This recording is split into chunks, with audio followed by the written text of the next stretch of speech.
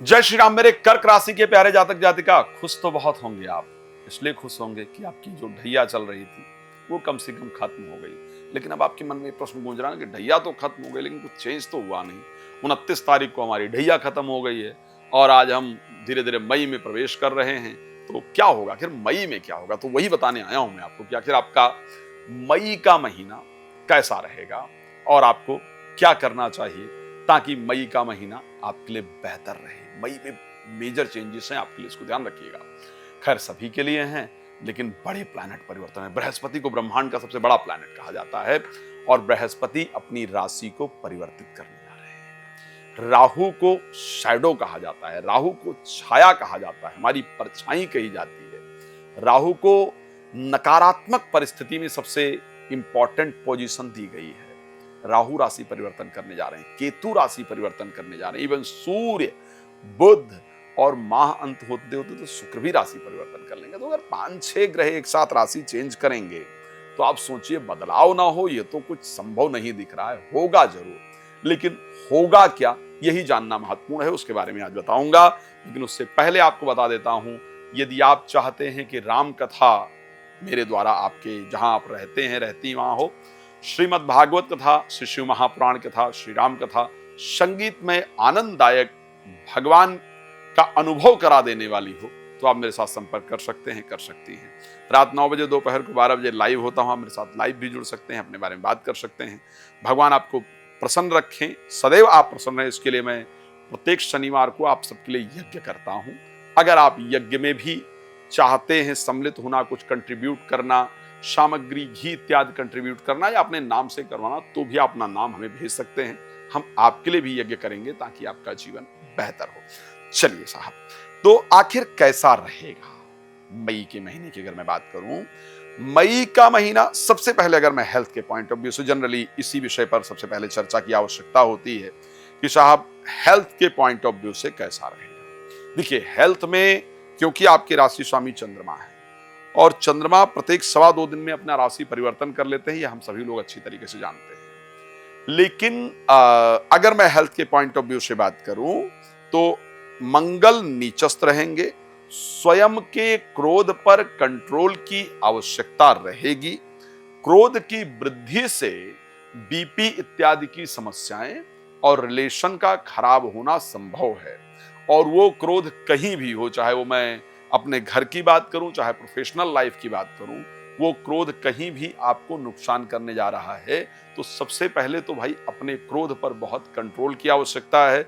वाहन वगैरह संभाल करके चलाना है। फिजिकली में कोई बड़े प्रॉब्लम को नहीं देख पा रहा हूं। हाँ, एक समस्या करीब वो 15 तारीख के बाद ऐसी निकल कर आएगी जो थोड़ा परेशान करने वाली है आपको। चलिए, अब हेल्थ को लेकर के बात किया, पैसे की परिस्थिति आखिर कैसी रहेगी। तो एक तो सबसे पहली बात कि धनेश लाभ भाव में चले जाएंगे और उसके साथ अगर मैं शुक्र की बात करूं, शुक्र एग्जॉल्टेड ही रहेंगे, 31 मई को राशि परिवर्तित करेंगे। अब इस महीने आप पैसे को कहीं लगाने वाले हैं या लगाने वाली हैं, पैसा आप कहीं इन्वेस्ट करने वाले हैं या करने वाली हैं, ये मैं निश्चित कह सकता हूं और इसको आप देख भी लीजिएगा। इस महीने कोई म्यूचुअल फंड, कोई शेयर मार्केट, कोई कहीं पर आप लगाएंगे, कहीं ब्याज पर पैसा दे दें, कुछ चीज खरीद लें इन्वेस्टमेंट के पर्पज से, ये आप जरूर करेंगे, ये मैं निश्चित कह रहा हूं। अब इस पैसे को लगाने से, यहां इन्वेस्टमेंट करने से आपको एक बड़ा लाभ भी होगा और वो लाभ आप बहुत जल्दी अपने जीवन में देख पाएंगे, ये भी निश्चित है। अच्छा, तो वेल्थ को लेकर के अगर मैं पैसे को लेकर बात करूंगा तो 2025 का मई आपके लिए अच्छा दिख रहा है। चलिए, हेल्थ हो गई, वेल्थ हो गई। अब बात कर लेते हैं स्पेशली नौकरी को लेकर के क्या कंडीशन रहेगी, एजुकेशन को लेकर क्या कंडीशन रहेगी, मित्रता को लेकर क्या कंडीशन रहेगी। एक तो ध्यान रखिएगा, नौकरी को लेकर के परिस्थितियां बहुत अच्छी हैं। सूर्य करीब करीब एग्जॉल्टेड गोचर करने वाले हैं 14 तारीख तक आपके 10th हाउस में, मंगल लग्न में होंगे। अगर अधिकतम किसी राशि वालों की नौकरी मई 2025 में लगने जा रही है या अधिकतम कोई लोग अपने नौकरी को परिवर्तित करके बेहतर नौकरी प्राप्त करने जा रहे हैं या अधिकतम अगर कोई लोग सरकारी क्षेत्र में जा रहे हैं या अधिकतम यदि प्रमोशन की मैं बात की जाए तो मैं उसमें कर्क राशि के लोगों को सबसे पहले स्थान पर रख पा रहा हूं। आप लोगों के लिए सबसे बड़ा मौका और अच्छा मौका होगा और आप ही वो लोग होंगे जो प्रोफेशनल लाइफ के अंदर कुछ बड़ा अचीव कर पाएंगे। आपको अच्छा रिजल्ट आएगा। तो इस कारण से मैं करीब करीब अगर बात करता हूं कर्क राशि को, तो मैं प्रोफेशनल लाइफ के पॉइंट ऑफ व्यू से आपको बेहतर देख पा रहा हूं। हाँ, अब बात बड़ा जबरदस्त आता है कि प्रेम संबंध का कुछ होगा, कोई लाइफ में आएगा, अकेलापन दूर होगा या नहीं होगा, या जो रूठ गए हैं या रूठ गई हैं वो मनाने आएंगे या मानेंगे। तो ये मैं कह सकता हूं कि रूठ गए लोग मनाने आए उसके चांस कम है। आपको ही मनाना पड़ेगा और जब आप मनाने जाएंगे तो आपको 5 बातें और सुनाएंगे और पिछले गड़े हुए मुर्दों को उखाड़ेंगे, यानी पिछली जो बातें हुई है उसको उखाड़ने का प्रयास जरूर करेंगे। इस प्रकार की परिस्थिति आपके साथ होने वाली है, ये कंडीशन मुझे नजर आ रही है। तो प्रेमी प्रेमिका से लेकिन प्रेम संबंध इस महीने में बनेगा, ऐसा योग नजर आ रहा है। एजुकेशन को लेकर के परिस्थिति अच्छी रहने वाली है, ऐसा नजर आ रहा है।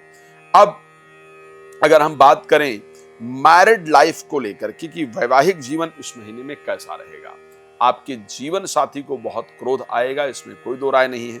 बाकी परिस्थितियां आपके लिए अच्छी होंगी। हाँ, कमर कस लीजिए परिवार को लेकर के। साहब, राहु आपके अष्टम भाव में जा रहे हैं और केतु आपके सेकंड हाउस में जा रहे हैं। तैयार हो जाइए कमर कस कर, और बृहस्पति क्योंकि आपके 12th हाउस में चले जाएंगे। कमर कस लीजिए। अब परिवार को संभालना आपको पड़ेगा, वहां से बहुत सारे विस्फोट होने वाले हैं, तो परिवार का ध्यान रखेंगे। बाकी रात को 9 बजे, दोपहर को 12 बजे लाइव आता हूं, आप आइए मेरे साथ जुड़िए और जो भी आप जानकारी प्राप्त करना चाहते हैं कर सकते हैं। कथा के लिए आप मुझे संपर्क कर सकते हैं। धन्यवाद आपका जुड़ने के लिए। जय श्री राम।